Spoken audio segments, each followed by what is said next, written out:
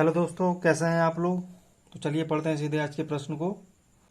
प्रश्न है, चीनी का मूल्य 40 रुपये प्रति किलोग्राम से 50 रुपये प्रति किलोग्राम हो जाता है, तो खपत में कितने प्रतिशत की कमी करें कि खर्च में कोई अंतर ना पड़े। ठीक है।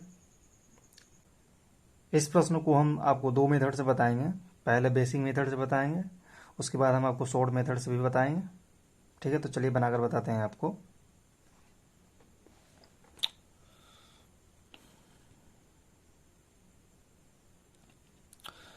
चीनी का मूल्य 40 रुपये प्रति किलोग्राम से 50 रुपये प्रति किलोग्राम हो जाता है, तो खपत में कितने प्रतिशत की कमी करे कि खर्च में कोई अंतर ना पड़े। मतलब पहले जितने रुपये का चीनी आता था और जितने भी चीनी आता था, ठीक है, उतना ही रुपये में, ठीक है, उतना ही खर्च करके बाद में मूल्य वृद्धि के बाद भी उतने ही खर्च करना है हमको। चाहे चीनी हमको कम लाना पड़े, उतना ही खर्च करना है, उतना ही खर्च करना है। और फिर बताना है आपको कि कितना कमा रहा है, उसी का प्रतिशत निकाल के बताना है आपको। ठीक है, तो चलिए बनाते हैं। यहाँ पर आपको समझाने के लिए हम मान लेते हैं कि चीनी जो पहले आती थी वो 10 kg आती थी। ठीक है, 10 kg। तो चलिए बनाते हैं। पहले 10 kg आती थी चीनी की मात्रा जो है,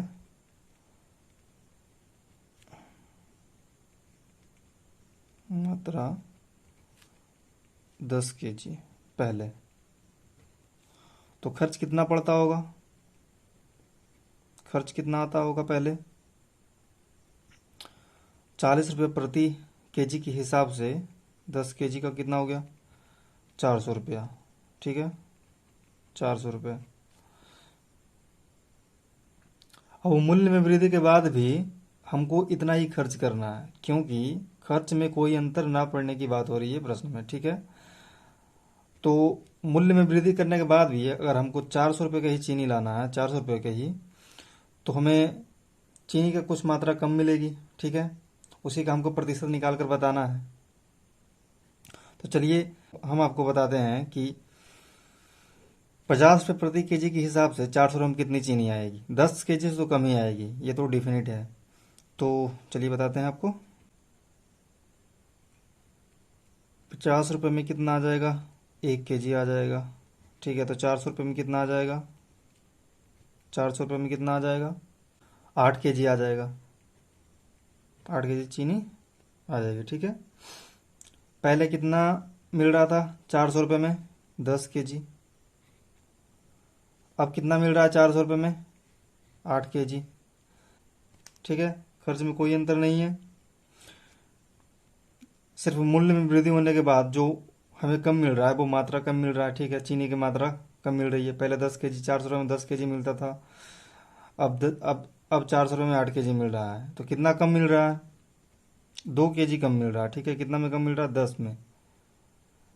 पहले 10 मिलता था, अब 8 ही मिल रहा है, तो 10 में 2 kg कम मिल रहा है। अब इसका हमको प्रतिशत में निकालना है, तो 100 से मल्टीप्लाई कर देंगे। ठीक है, तो कितना प्रतिशत हो गया, 10 दूना 20%। मतलब मात्रा, या इसे या तो मात्रा बोल लीजिए या तो खपत बोल लीजिए, खपत या परिमाण, कुछ भी बोल लीजिए आप। यहाँ पर जो हम 10 kg माने, यहाँ पर आप कुछ भी मान सकते थे, 10 kg, 20 kg, 30 kg, जो भी आपकी इच्छा हो वो मान सकते थे। ठीक है, हमने यहाँ पे 10 kg माना, तो 20% खपत में कमी अगर करें मूल्य वृद्धि के बाद, तो खर्च में कोई अंतर ना पड़ेगा। ठीक है, खर्च में कोई अंतर नहीं पड़ेगा। ठीक है, ये तो हो गया बेसिक मेथड। चलिए आपको शॉर्ट में करके बताते हैं। किसी वस्तु का जो मूल्य दर होता है, उस वस्तु की मात्रा या परिमाण के व्युत्क्रमानुपाती यानी इन्वर्सली प्रोपोर्शनल होता है। अब इसका मतलब क्या हुआ, चलिए पहले लिखते हैं इसको।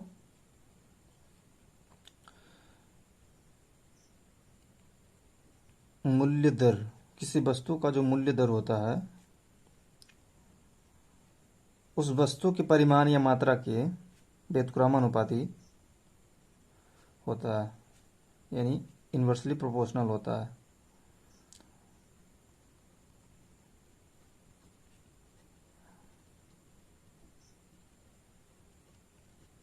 परिमाण के इन्वर्सली प्रोपोर्शनल होता है।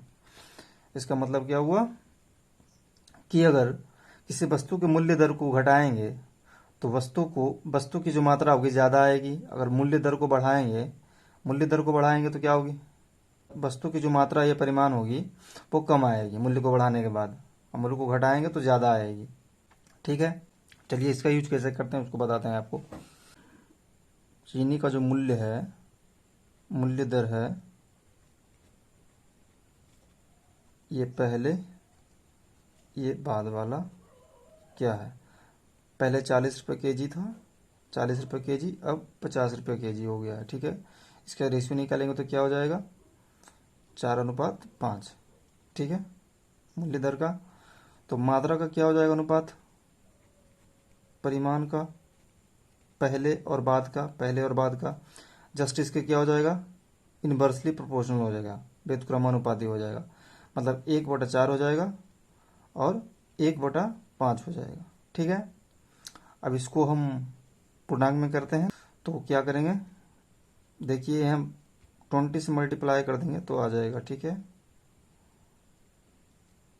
तो यहाँ पे 5 आ जाएगा, यहाँ पे 4 आ जाएगा। मतलब क्या हुआ कि मूल्य में वृद्धि होने के बाद मात्रा में क्या हुआ कि 5 से 4 हो गया, मतलब 1 की कमी आ गई। ठीक है, मतलब पहले जो मात्रा था 5 था, ठीक है, अब कितना हो गया, 4 हो गया, मतलब कितना, 1 की कमी आई है। तो अब इसका प्रतिशत निकालना है हमको, तो इसका प्रतिशत कैसे निकलेगा, 1 कमी आई है। ठीक है, कितना में, 5 में, तो इसका प्रतिशत निकालना है। वैसे भी 1/5 का मतलब 20% ही होता है, तब इसे हम 100 से मल्टीप्लाई करेंगे तो 20% ही आएगा। देख लीजिए आप, 5 और 2 10 कट जाएगा। तो खपत में अगर 20% की कमी कर दे तो खर्च में कोई अंतर ना पड़ेगा। ठीक है, खर्च पहले जितना होता था उतना ही अब खर्च होगा अगर खपत में 20% की कमी कर दे। अगर वीडियो आपको पसंद आया हो तो वीडियो को लाइक कर दें, चैनल को सब्सक्राइब कर दें। देखने के लिए धन्यवाद, मिलते हैं अगले वीडियो में।